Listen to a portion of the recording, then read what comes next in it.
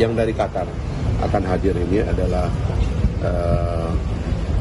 salah seorang anggota dari kerajaan kita, dan beliau secara pribadi juga adalah investor. Sekarang teknisnya nanti akan tentu rapat akan ada pertemuan yang lebih teknis pada saat sudah dilakukan tahapan-tahapan pemilihan tanah, pengurusan izin dan sebagainya. Itu lebih teknis nanti. Menurut Menteri Keuangan Sri Mulyani yang dikutip dari akun media sosialnya, di tahun 2025 pemerintah menganggarkan 35 triliun rupiah di APBN untuk pembiayaan perumahan. Rincian dari anggaran itu yakni fasilitas likuiditas pembiayaan perumahan untuk 220.000 unit rumah sebesar 28,2 triliun rupiah. Subsidi uang muka untuk 240.000 unit rumah. Ada juga subsidi selisih bunga untuk lebih dari 743.000 unit rumah senilai 4,52 triliun rupiah dan tapera untuk 14.000 lebih unit rumah dengan anggaran 1,8 triliun rupiah. Menteri Perumahan dan Kawasan Permukiman Marwarar Sirait menyebut sejumlah insentif disiapkan untuk masyarakat berpenghasilan rendah agar bisa memiliki rumah. Di antaranya biaya bea perolehan hak atas tanah dan bangunan 0%, bentuk bangunan gedung 0%, serta penghapusan PPN selama 6 bulan untuk rumah di bawah 2 miliar rupiah. Saat debat kelima Pilpres 2024, Prabowo Subianto menjanjikan akan membangun 3 juta rumah untuk warga miskin. Rumah itu akan dibangun mulai dari kawasan pedesaan hingga perkotaan. Akan membangun 3 juta rumah untuk mereka yang belum punya rumah. 1 juta di pedesaan, 1 juta di pesisir, 1 juta di perkotaan. Menteri Perumahan dan Kawasan Permukiman Marwarar Sirait menyebut pemerintah serius membangun target 3 juta unit rumah untuk masyarakat berpenghasilan rendah. Namun dengan anggaran yang terbatas, bagaimana merealisasikannya? Kami bahas bersama anggota Komisi 5 DPR RI Bakri, bergabung juga ekonom senior Indef Tauhid Ahmad. Selamat malam Pak Bakri dan juga selamat malam Mas Tauhid. Selamat malam Mbak Friska. Selamat malam Pak Friska. Terima kasih sudah hadir. Sehat Pak Tauhid. Terima kasih sudah hadir. Saya ke Pak Bakri dulu. Kalau terkait investor dari Qatar yang akan membangun 1 juta rumah vertikal di perkotaan, ini apakah sudah ada komunikasi dengan kementerian terkait dengan DPR? Ya, terima kasih Mbak Friska, Pak Tauhid, tentu juga para penonton Kompas TV dimanapun berada. Jadi yang jelas memang kita sudah pernah mendengar rencana pemerintah terhadap membangun 3 juta rumah per tahunnya, dan harapan kita juga mudah-mudahan ini bisa berjalan dengan tepat dan pasti. Kalau kita bercermin dengan pemerintahan terdahulu memang tidak tercapai ya, banyak hal-hal yang menjadi kendala, terutama masalah pembebasan lahan, administrasi daripada surat menyurat dan segala-galanya untuk memiliki sertifikat. Nah, mudah-mudahan dengan janjinya Pak Prabowo di pemilu 2024 kemarin ini untuk mewujudkan 3 juta rumah dengan cara langkah-langkah yang sudah kita dengar hari ini mudah-mudahan bisa tercapai. Apalagi Satgasnya tidak tanggung-tanggung ini.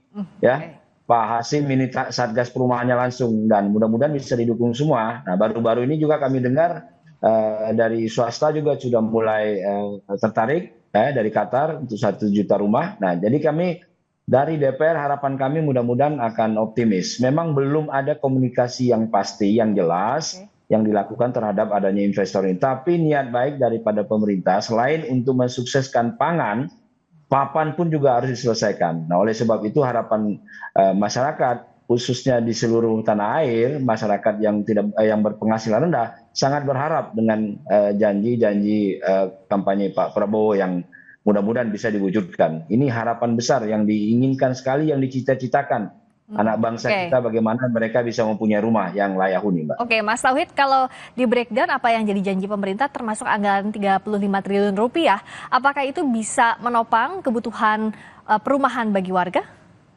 Ya, kalau kita lihat ya, anggaran 35 triliun tadi kalau saya hitung kurang lebih memfasilitasi sekitar 1,2 sampai 1,3 juta rumah. Sehingga masih kurang sekitar 2,5 ya, sekitar mungkin ya sekitar 1,6 ya juta rumah. Meskipun tadi ada Qatar, kan jelas kalau Qatar mungkin tidak menembak rumah masyarakat menengah bawah ya, karena prinsip investor pasti ngambil yang menengah ke atas begitu.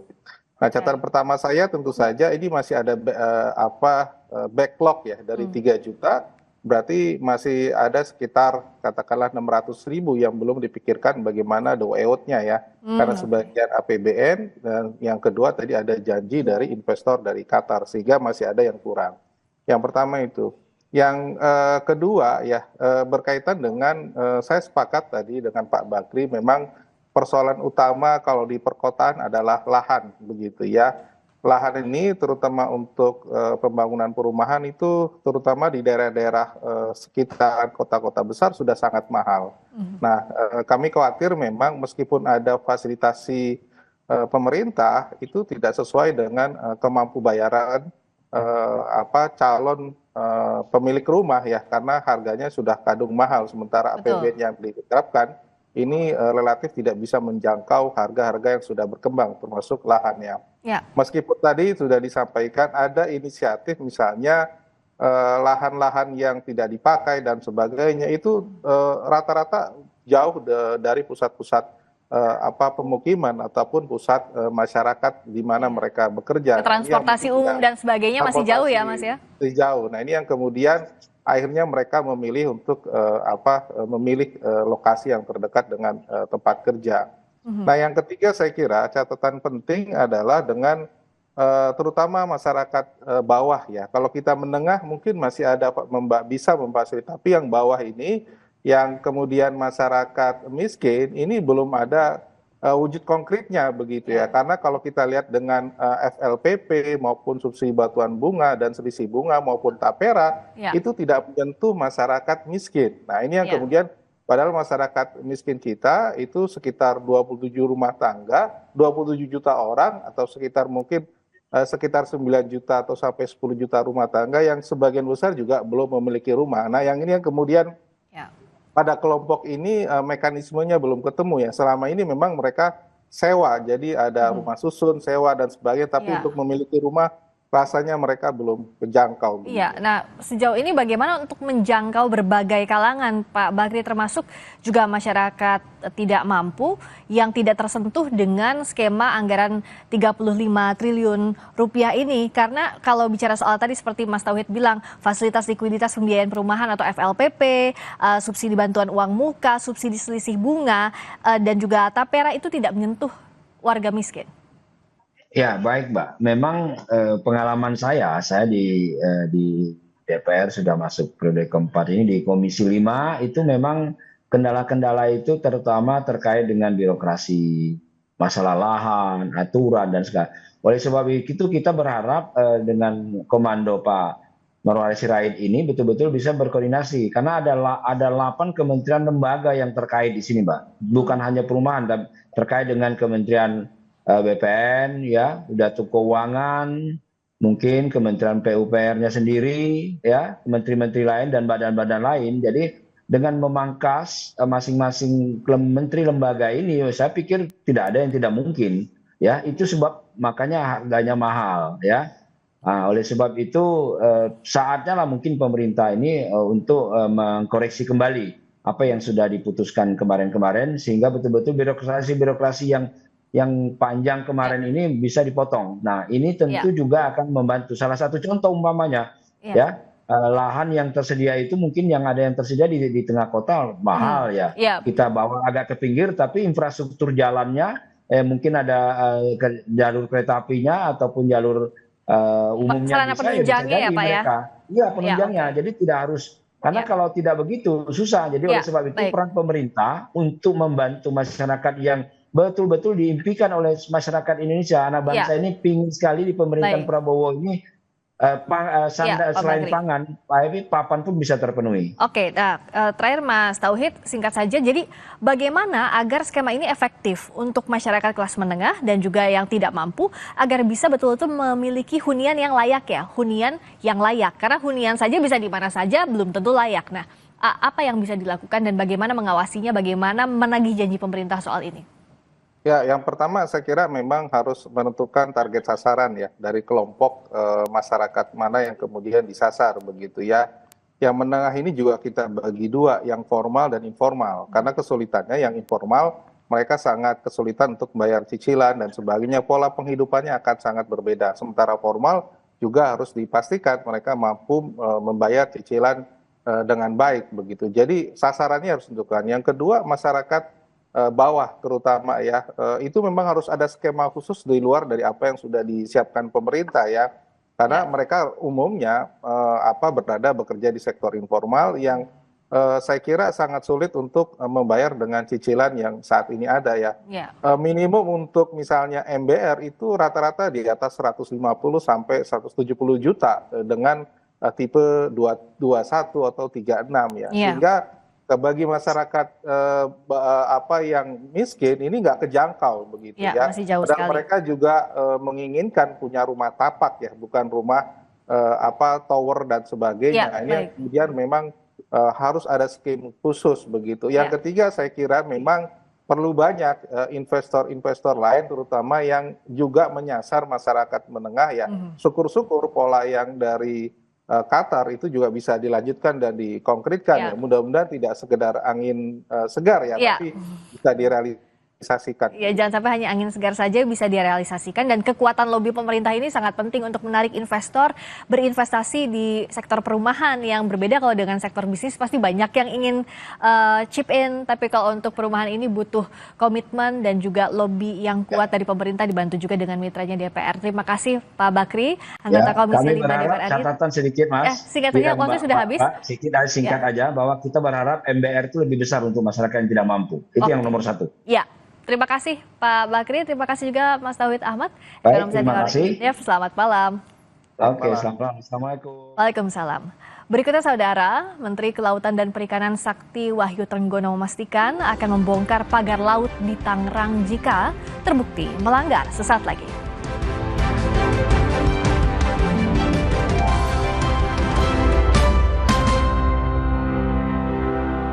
Apa artinya hidup lebih bermakna? Nikmati masa depan lebih tenang, hidup lebih bermakna saat bisa bergerak lebih bebas.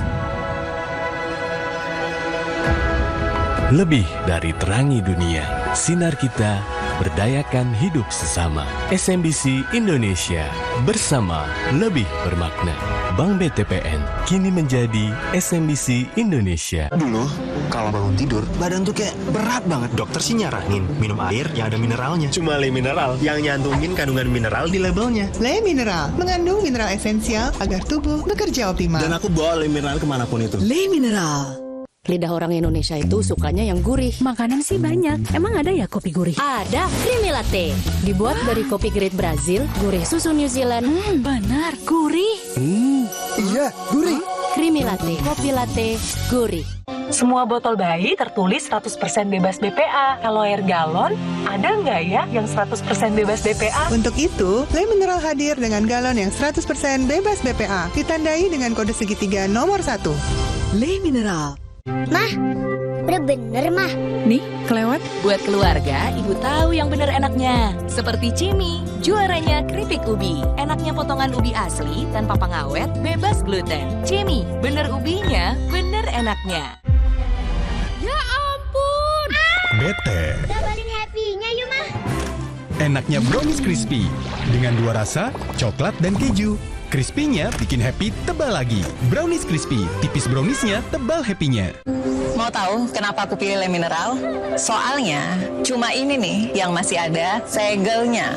Debu jadi nggak akan masuk di sela-sela tutup botolnya. Apalagi kalau buat anak, nggak mungkin kan aku kasih yang berdebu. Benar, Le Mineral disegel secara khusus agar debu tidak dapat masuk ke sela-sela tutup botolnya, sehingga terjamin kebersihannya. Seger ya? Kayak ada manis-manisnya. Udah bersih, aman lagi. Le Mineral, kebaikan mineral terlindungi. Lidah orang Indonesia itu sukanya yang gurih. Makanan sih banyak. Emang ada ya kopi gurih? Ada, Creamy Latte. Dibuat dari kopi grade Brazil, gurih susu New Zealand. Benar, gurih. Iya, gurih. Creamy Latte, kopi latte, gurih.